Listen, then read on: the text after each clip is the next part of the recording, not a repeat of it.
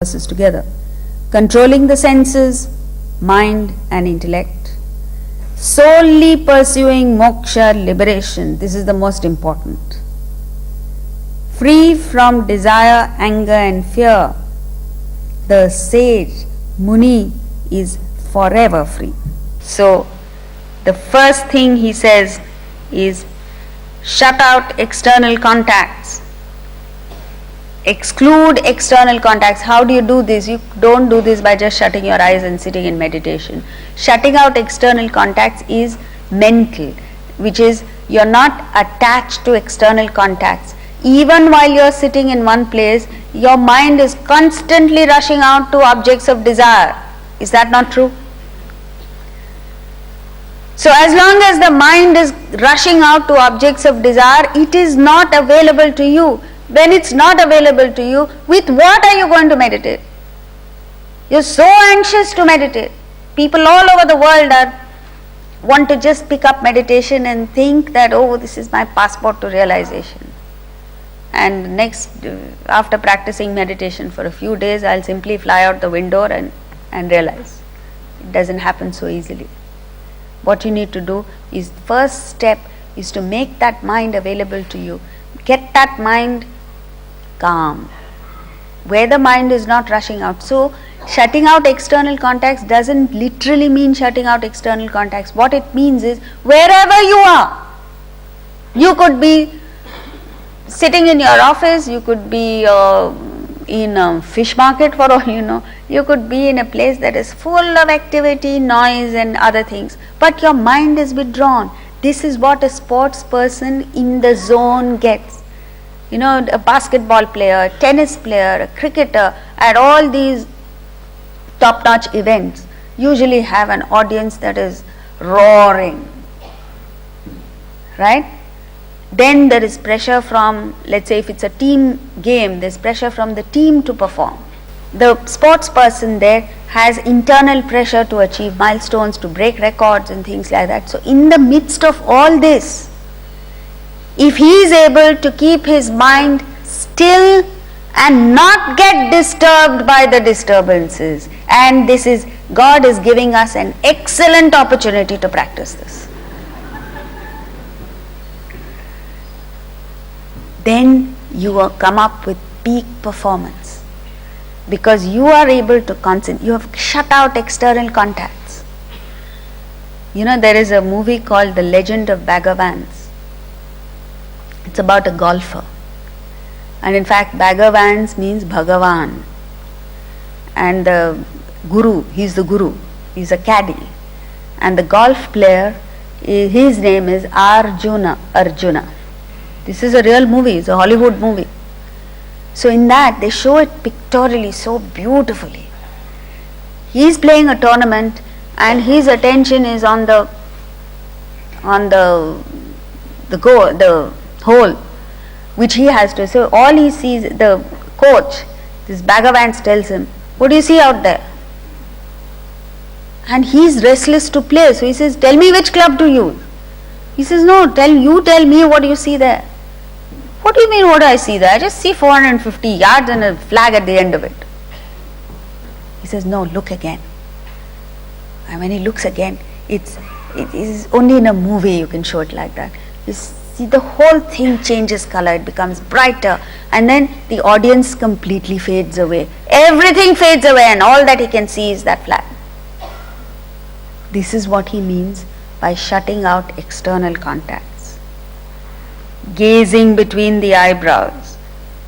Now gazing, before that, so one method of shutting out external contacts, which is reduction of desires, is by the practice of the 3 yogas. The other step is, while you're sitting in meditation itself, the mind has a tendency to go all over the place. However well qualified you are for meditation, the nature of the mind is to go out. So even when you're sitting in meditation, you need to constantly watch what the mind is doing, where the mind is going, and the moment it slips from the point of concentration, quickly bring it back. So there are 2 methods of shutting out external contacts. Then he says, fix the gaze between the eyebrows. This doesn't mean you sit there and try and desperately fix the gaze between the eyebrows, at the end of it you end up with a headache, migraine. It's a symbolic thing. Symbolic, when he says gaze between the two eyebrows, he is saying you must be free from the dvandvas. The Lord Ganesha is referred to as dvandvatita. You transcend the dvandvas, not get victimized by the pairs of opposites. So you go beyond the dvandvas. The second thing is, when you are not looking anywhere in particular, the moment you shut your eyes, when your mind is calm, it automatically tends to go between the two eyebrows. Try it, not here, later. Third, devotion. When you feel devoted, there is a natural tendency to look up. Devotion. When you are looking down, you are usually planning or scheming, manipulating something. You look up, your devotion. And the last thing is your jnana chakshu. The eye of wisdom is supposed to reside somewhere between the two eyebrows. This is all symbolic. Please don't go into anatomy and find out where the jnana chakshu is. There is no such physical location. So fix the gaze between the two eyebrows. The next step, he says, is equalize the prana and apana. This helps to, facilitates to calm the mind. Try that. In fact, even without meditation, it is necessary that you do it. So therefore pranayam is recommended. The next thing he says is senses, mind and intellect controlled. When your ideal is to reach the state of enlightenment, the state of self-realization, you deploy all your equipments, all your energies in the pursuit of that goal, and so therefore naturally your body, mind and intellect will be under control. Your senses, mind and intellect will be controlled. And the pursuit of the three yogas helps you to get there. Now what you need to understand is that the mind plays havoc with you. The mind plays mischief with you. It tends to slip. The more you try and control the mind, the more the mind tries to slip out and find an avenue for indulgence. So you have to watch out. It goes into apparently innocent channels and then it gets you. This is the message behind Gajendra. You've heard of Gajendra the elephant? Getting caught. Gajendra was a devotee of Lord Vishnu, and in the pursuit of the spiritual path, while he was performing his acts of devotion, this is where the mind slips. Suddenly he started thinking that, oh, I'm great. This egoistic concept got into him. It gets into every one of us. So just to teach him a lesson, Lord Vishnu decided to teach his fellow a lesson and bring him down a notch or two. So Gajendra used to go to the river every day to pluck a lotus to offer it to the Lord. Innocuous action, perfectly all right, and yet because there was that ego in it, he needed to be put in place. So one day when he went to pluck the lotus from the river, what happened? The crocodile that was in the river got his foot. Gajendra thought he was invincible. He knew the crocodile had got him. And he decided he'd shake it off. So he ignored it. The crocodile got further, got his thigh. And by the time Gajendra realized that this thing is not easy to shake off, he was already finished. So he sure death was facing him. At that time, Gajendra said to himself, because he was a true devotee, he said, I'm dying, I have no regrets about it. The only regret I have is today, the last day of my life, I am unable to offer the lotus to the Lord. And this one thought helped him, because Vishnu then sent his chakra to annihilate the crocodile and Gajendra was saved. But in and through this experience, Gajendra understood that he had got arrogant, and it is because of the arrogance that this crocodile got him. And so is it with all of us. We start on the spiritual practice, we start with life in real earnest, and we are sincere about it, we do everything the right way, and somewhere the mind creeps in with some mischief. And that's where you've got to watch out for. And then what happens? Something goes wrong in your life. So when things start going wrong in your life, don't start analyzing it beyond a point and unnecessarily blaming others for it. Understand what? That I have gone wrong somewhere. And this is a wake-up call for me.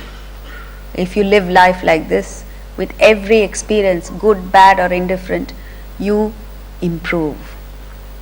You go up the spiritual ladder. And so therefore, what you need to have is moksha parayanaha, moksha, spiritual enlightenment as the primary goal. If you can't conceive of moksha, at least think of self-improvement, think of spiritual development, think of something beyond your present status. That's enough. Then you will be vigatecha bhayakrodhaha, free from desire, fear and anger. What is important is that even the desire for liberation must go.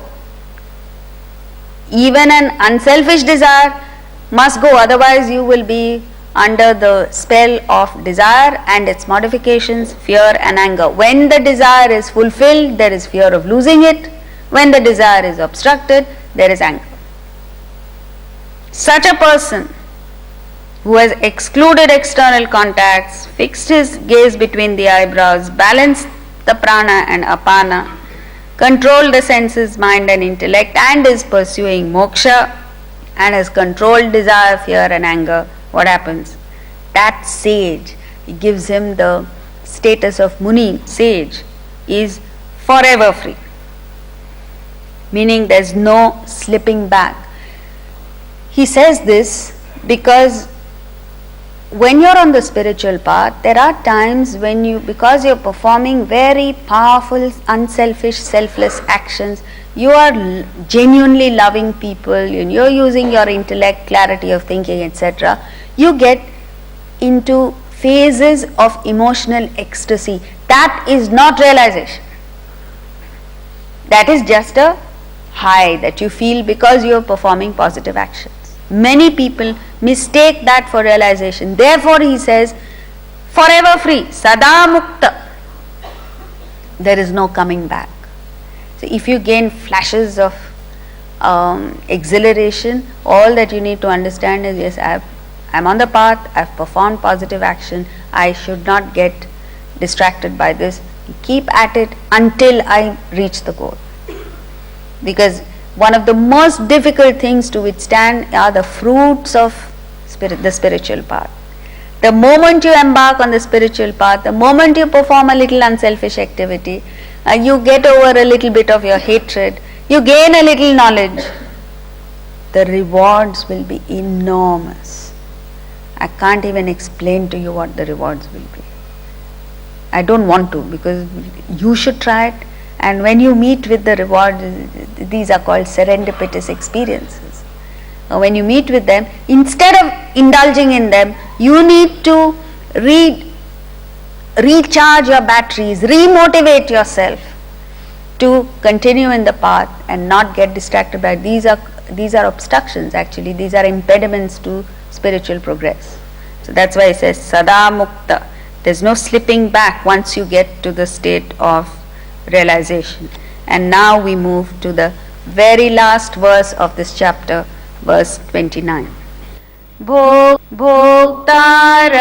yajna tapasam sarvaloka maheshwaram surhudam sarvabhutanam jnatva shanti nucchati.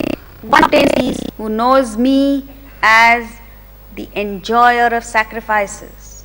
So the first thing you gain when you follow the spiritual path is you become the enjoyer of sacrifices. Anybody who follows the spiritual path pulling a long face and getting stressed out is not doing it the right way. So when you embark on the spiritual path, the first result of that is that you enjoy the sacrifice, enjoy the spiritual progress, the exercise itself, and austerities, yajna tapasam. Sarvaloka Maheshwaram, great Lord of all worlds. Look at the words that he, Surudam Sarva Bhutanam, the friend of all beings. So this is the description of a person who, these are the benefits of embarking on the spiritual path. The first thing that he says is, he enjoys the yajna and the tapas. Yajna is work done in a spirit of service and sacrifice, dedicating the actions to a higher cause. Tapas is once you have an ideal, you conserve your energy by not allowing yourself to dissipate into the unproductive channels of indulgence and redeploy these energies that you have conserved towards obtaining the goal. Now you are a sufferer of tapas because the desire for the goal is not there. You are pursuing the tapas in a wrong way. Tapas is not unnecessary self-torture. Tapas is when you have fixed a goal and any activity that comes in the way of your meeting with the goal or at least progressing towards the goal is something that you should not do. This is tapas.